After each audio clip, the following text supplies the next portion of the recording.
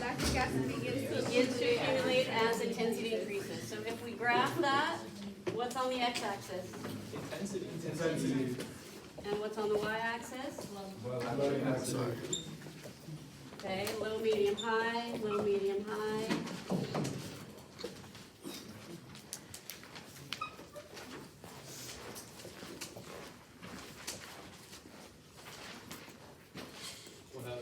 I left chicken in the crock pot for my kids because I'm going out to dinner tonight.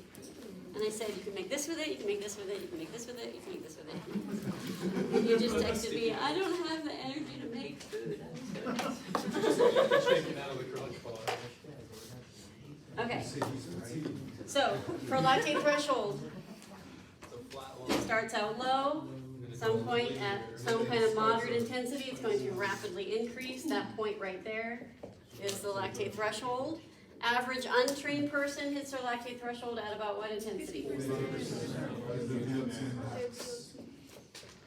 Okay. Can we increase that? Yes. Someone tell me one way we can increase it. Increasing mitochondrial efficiency. How do we increase mitochondrial efficiency? Getting more mitochondria, more myoglobin, more capillary beds, and more hemoglobin. Okay, well, what kind of training do we have to do to get that? And anaerobic training. That'll be aerobic endurance training. And how does that help increase your lactate threshold? You can maintain that intensity longer. That's what having a lactate threshold You can maintain does. a higher intensity and still stay in that system. Okay, that's what having a higher lactate threshold does for you. How does having more mitochondria increase your lactate threshold? Because there's more mitochondria available, so it's gonna take longer to reach hydrogen accumulation levels, because when you're in glycolysis, they won't fill. Okay. They'll be able to maintain themselves without reaching the point. Okay, so we can accommodate more hydrogen and electrons into the mitochondria and produce less lactic acid. The produce less lactic acid is what I was looking for, but you said enough just so I don't understand it. Okay, what's the other way we can increase lactate threshold? Increasing the bicarbonate buffer. And how do we do that? High endurance interval training. High intensity interval training. And how does that help us? It helps us clear lactic acid faster. How?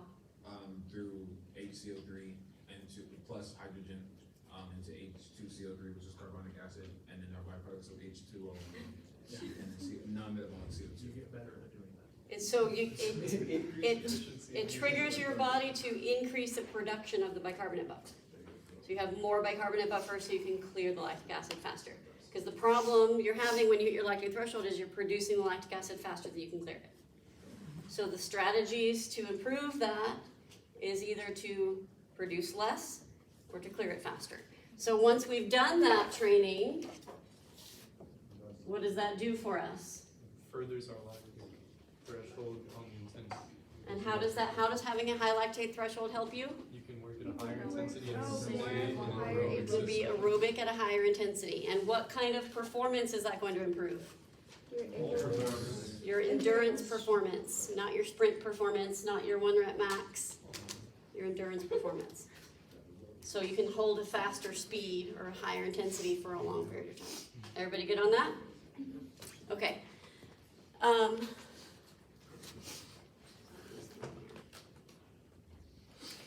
If I am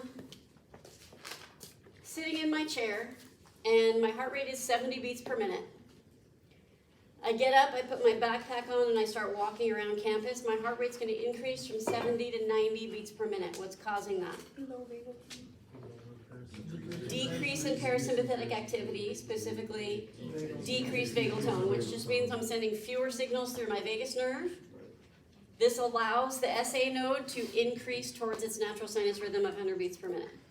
Okay, if I then start running to my car, my heart rate's going to increase to 140 beats per minute. What caused that?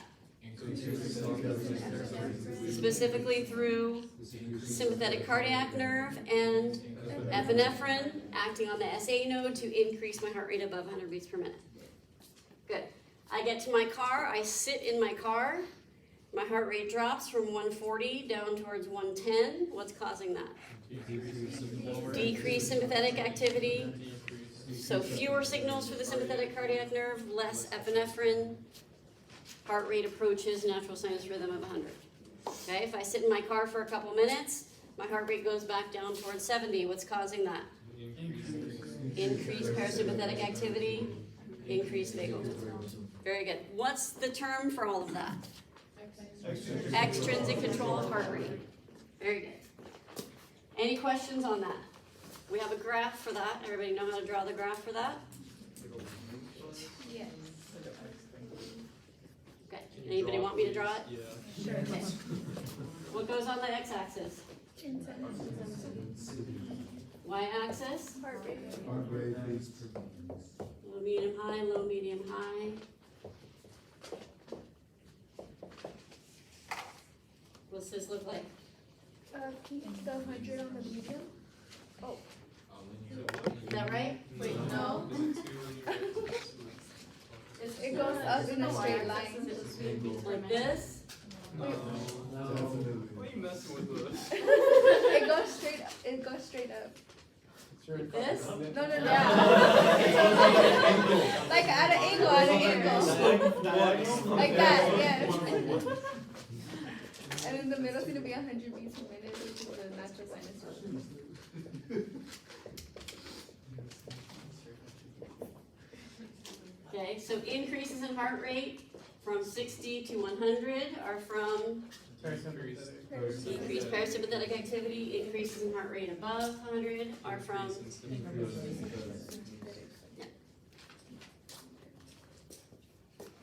okay. If this is a muscle, this is a vessel that's bringing oxygen. If this muscle is exercising, what are some conditions that you'd expect to see around here? Decreased hydrogen, decreased pH. Low pH, High hydrogen. High Increased lactic oxygen.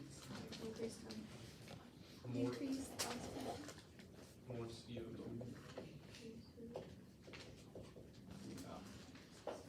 okay. So yeah, these are the conditions at the exercising muscle. Professor, I have a question. Yep. Why is it that you separate them? Is it just because or okay? Yeah, there's no space.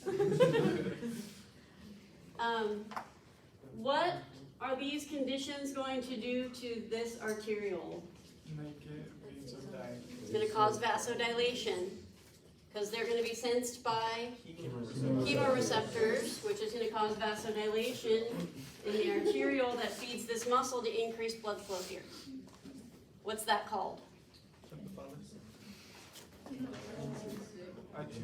Arterial autoregulation, also known as intrinsic control of blood flow.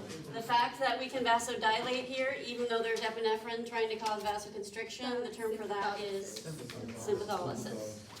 Okay. Hemoglobin is arriving with its oxygen. Which of these conditions will have an effect on the hemoglobin? The temperature,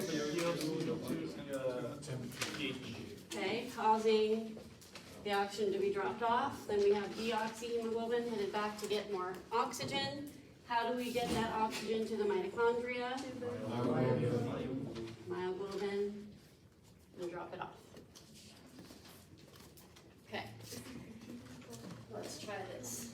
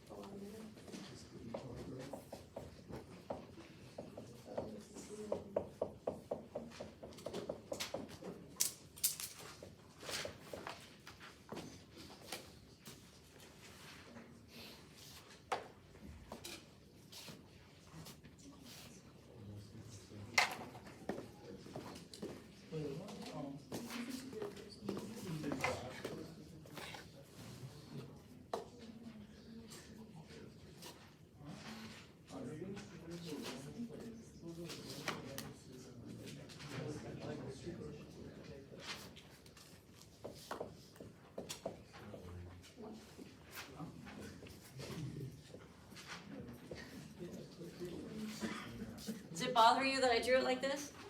It's probably more realistic. Probably more healthy in 30 minutes. What's different about this than the way I drew it for you before? Before was like. They match more closely, right? Because I did a gradual increase in intensity. So I did a warm up and a cool down. What is this? Deficit. What's happening during deficit? Requirement is higher than consumption. Do you understand that this graph is unreadable if I don't label these lines? Yeah. What's this? Steady. So what's happening there? Equal. And what's this? What's that stand for? Post-exercise oxygen consumption. And so the consumption is higher than the requirement. Okay? If I said this was 35 mLs per kg per minute, could you, and I told you how much the person weighed, could you calculate energy expenditure? Yes. You should be able to. You can count how many minutes they're running for. Figure out energy expenditure. Sounds like an exam question. Is it? It's so confusing.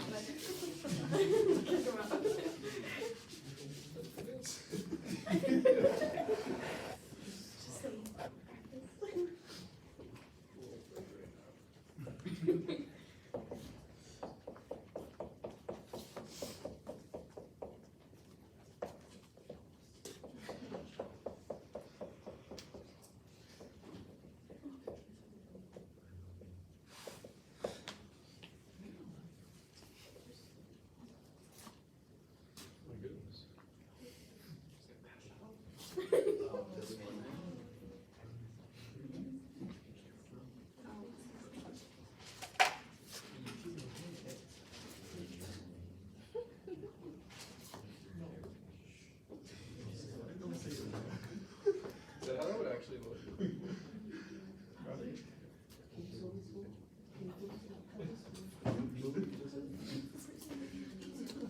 What's happening here? Oh, I gotta leave all my lines. They're doing sprints. High intensity interval training. So I'm doing a work interval that, well, this is kind of a long work interval, but doing work interval, recovery, work, work. Can you identify an oxygen deficit on here? Yes. Where would it be?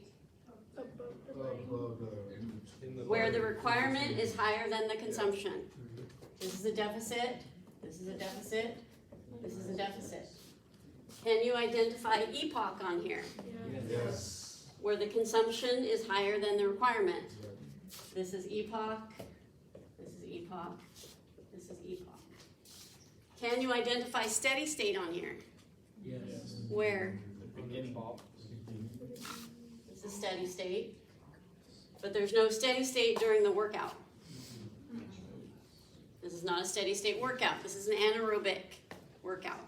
You can only achieve steady state if you're working aerobically, if you're underneath your lactate threshold. So this might be 40 mLs per kg per minute or 50 mLs kg per minute, very close to the person's max. Lactate threshold is probably somewhere closer to here. You're working way above that, which is why you can only do it in short spurts, and then you've got to come back down and recover. You're out of breath during the recovery. Does that make sense? So if you understand the concepts, you can analyze a graph that you've never seen before. Yes?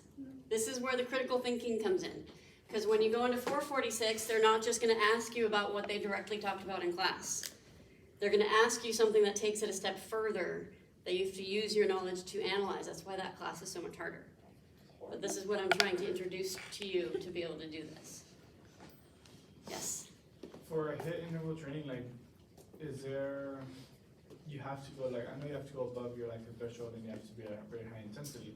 But is it like a diminishing returns thing where like, say you were doing 70% of your VO2 in comparison to 80% of your VO2, would that be any significant change? Like, would there be a significant difference in results of like expanding your lactate threshold, or would it basically be the same? So, as with most things that I kind of discussed before in the fatigue chapter, the higher you get to max, or the closer you get to failure, the more benefit you're going to achieve. But the increased risk of injury is there as well. So, yeah. If you do, have you guys heard of Tabata? You guys don't know Tabata? This will come up again later, but Tabata is very high intensity interval training, 20 seconds on, 10 seconds off, repeated 8 times. And when it was developed on a bike, and those work intervals are 170% of your VO2 max How do you do that? that you have to hold for 20 seconds.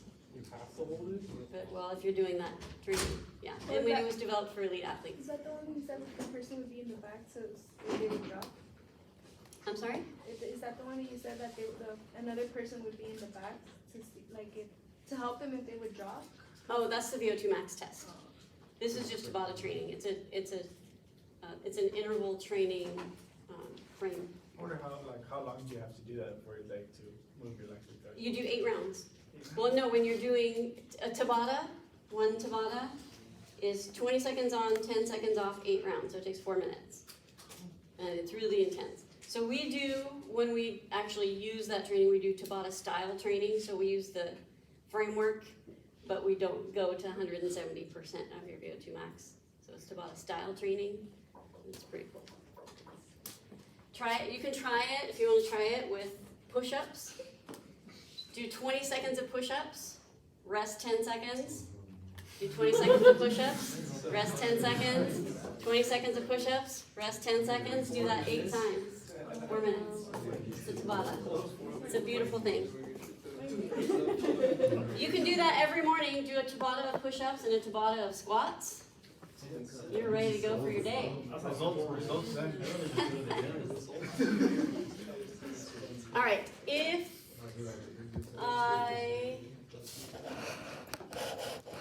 can someone explain intrinsic control of heart rate? Intrinsic control of heart rate, also known as cardiac autoconduction. You guys say no, natural stuff, natural rate of 100 BPM. So yes, that'll cause the left ventricle to contract. No? It'll cause the atria will contract. Okay, it'll cause the atria to contract. It'll also send signal to the AV node. The AV node will hold it for a sec to let the atria to relax again. So the ventricles can finish filling. Yeah, so they can fill, and then Okay. we'll send a signal to the AV bundle, or the bundle disc, and then I forgot the whole thing. The Purkinje fibers will cause The ventricles to contract. ventricles to contract. What's it called when the ventricles are contracting and the atria are relaxing? Systole. What's it called when the ventricles are relaxing and the atria are contracting? Diastole. And those two things together make up one cardiac cycle. But I'm glad you said that because I want to review blood pressure as well.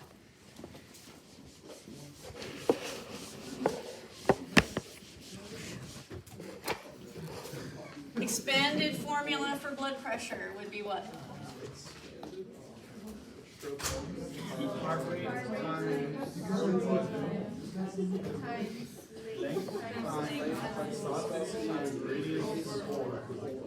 This is peripheral resistance. This is cardiac output. Okay. Can someone please explain how the parasympathetic nervous system is involved in the increase of systolic blood pressure during exercise? Let me repeat that question. How is the parasympathetic nervous system involved in the increase of systolic blood pressure during exercise? Increase of systolic blood pressure during exercise. Chris, go ahead. So when you exercise, you have lower activity of the parasympathetic nervous system due to low vagotones, which will act on the SA node, which will have it go closer to its natural sinus rhythm. Good. So, exercise causes a decrease in parasympathetic nervous system activity, which decreases vagal tone, which allows the SA node to increase the heart rate, which causes an increase in cardiac output and an increase in blood pressure. Does everybody understand that's what I was looking for? Yeah. Okay. Can someone please explain how the arterioles are involved in the increase in blood pressure during exercise? Riley? So exercise will release epinephrine, which will act on the arterioles, causing vasoconstriction, and then that'll cause the radius to decrease, and then that'll change peripheral resistance to be higher, and then that'll increase blood pressure. Good. So, how does exercise cause the release of epinephrine? By increasing sympathetic nervous system activity. Okay, I'm glad you started exercise. If you started arterioles, so my question was explain how the arterioles contribute to the increases in blood pressure. If you just say, well, the arterioles are going to vasoconstrict, you're missing all of this. Okay, so don't start at the arterioles, start with exercise. Exercise activates the sympathetic nervous system activity, which causes the secretion of epinephrine. Epinephrine acts on the arterioles to cause vasoconstriction. That causes a decrease in vessel radius, which causes an increased resistance, which causes an increase in blood pressure. Would it be wrong if we put increase in epinephrine? No. That's fine. What controls stroke volume? Left ventricular myocardium. Okay. What does the left ventricular myocardium have to do to increase stroke volume? Stroke more. Contract more forcefully. So if the myocardium contracts more forcefully, more blood's going to come out. That's an increase in stroke volume, increase in cardiac output, increase in blood pressure. What's acting on the left ventricular myocardium to cause that? Epinephrine as part of the sympathetic nervous system. What else is acting on the SA node? Epinephrine and as part of the nervous system activity. Okay, I'm not going to ask you to draw this, but I'm going to ask you questions about controlling blood pressure during exercise. This will help you make sure you don't miss any details. So more than likely we're gonna have to explain one of these. What's the ratio to short answers to multiple choice questions in this exam and like matching? It's typically very similar to the first exam, So like half. if that's what it was.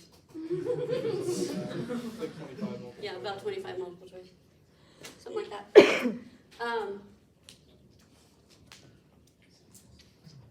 Any questions on the blood pressure? For this one, we just have to write that whole diagram out in words. In like words. So, different ways I've asked it. So, when I first taught you this, the example question I gave you was explain 3 ways epinephrine contributes to increases in blood pressure during exercise. So we have epinephrine acting on the arterioles, epinephrine acting on left ventricular myocardium, and epinephrine acting on the SA node. Just now I asked you to explain how the parasympathetic nervous system was involved and explain how the arterioles are involved. So my question might not be the whole thing. It might be parts of it, or it could be the whole thing. For clarification, if you ask how do the arterioles affect it, you would still need to say what affects the arterioles Yeah. before saying. Yeah, start from exercise. Yep. Okay, so I mentioned, I don't know if it was last week or the week before, something could happen to viscosity during exercise. What would that be? Okay, what does that do to viscosity?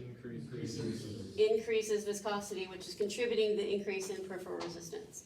What is the mechanism behind that? How is that? How can we connect that to all of this? So, because you're exercising and you start sweating, these H2 acts as an epinephrine will act on the vessels on the skin, which will therefore vasodilate to allow your body to sweat. Because you're sweating, you're gonna lose plasma from your total blood volume. And we can determine that by hematocrit, which divides the body, or finds out the formed blood, or elements of the blood, and then, or because of that, we're gonna get an increase in blood viscosity. Okay, did you mention hematocrit in there? Yes. So, follow this. Exercise triggers an increase in sympathetic nervous system activity, causes the secretion of epinephrine.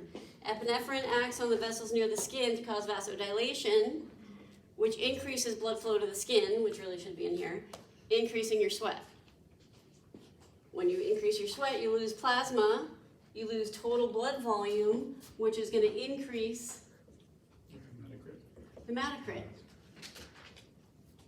If we increase hematocrit, we're increasing viscosity, which increases total blood volume.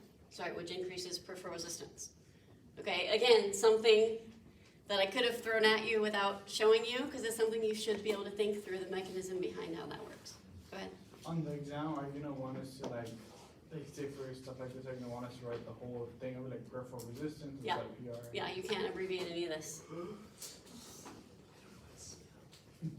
And you've got to spell it right.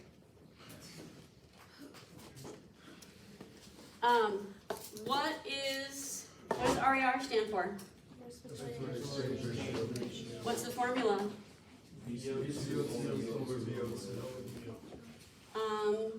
What's the range? And what information does this give us? Substrates you're relying on. So the lower your RER is, the more you're relying on fat. The higher your RER is, the more you're relying on carbohydrates. Can RER go above 1? Yes. When and how does this happen? When you're in high intensity. At high intensity exercise. And How? how? Because of the bicarbonate buffer. So at high intensity exercise, you're producing lactic acid. Hydrogen gets picked up by the bicarbonate buffer, becoming, Carbonic acid, which is CO2 and CO3. splitting into, Water and CO2. if you're mentioning the bicarbonate buffer, please write out this reaction for a point. This non-metabolic carbon dioxide drives the RER above 1. Remember that this is also the main limitation of indirect calorimetry. It's less accurate at the higher intensities because the RER goes above 1. Throws off our calculations. Questions on that? What else do I need to review? What I've done the test. We reviewed the math, lactate threshold. We reviewed chapter 8. What's the limitation of direct? So the major limitation of direct calorimetry that we talked about was the heat that's coming from the treadmill. And it's hard to separate what heat is coming from the treadmill and what heat is coming from the person. Do you guys remember the difference between direct calorimetry and indirect calorimetry? What do we measure in direct calorimetry? Heat production. What do we measure in indirect calorimetry? Oxygen consumption and carbon dioxide production, which we then use to estimate heat production using the caloric equivalent. What's the caloric equivalent? 5 calories per liter. That's how we convert oxygen consumption into energy expenditure. Good. Anything else you can think of off the top of your head that you want me to spend more time on? We're going to play a game. I don't know if we went, do we go over cardiovascular drift? Cardiovascular drift, we can review that. Do you want to try to explain it? What do you want to? That was involved with the dehydration and hematocrit. Okay. So when does cardiovascular drift happen? When you're extremely dehydrated and you're warm, you're hot. Okay, so it happens in a hot environment. It's when you're increasing heart rate without. Increasing heart rate without an increase in intensity. So why is the heart rate increasing? Because it needs to pump more times to get the same amount of blood throughout your body. Okay, So let's make sure we go through the whole thing, okay, because I don't want you to miss any details. So if you're exercising for a prolonged period in a hot environment, you're gonna have epinephrine causing vasodilation near the skin, increasing blood flow to the skin, allowing you to sweat, dropping your plasma, dropping your total blood volume, which drops your end diastolic volume. Less blood going into the heart means less blood coming out of the heart. But if we're maintaining our intensity, we have a certain oxygen consumption we need to meet. We need to keep our delivery of oxygen steady. That depends on heart rate and stroke volume. So if stroke volume is dropping, heart rate increases to accommodate, so we can maintain our cardiac output. Good. Okay, let's play a game. Do you guys know the game Heads Up? So, like, I'd have a word up here, and you guys have to give me clues and try to get me to say the word. You can't say the word. So, we're gonna play that. So, it's all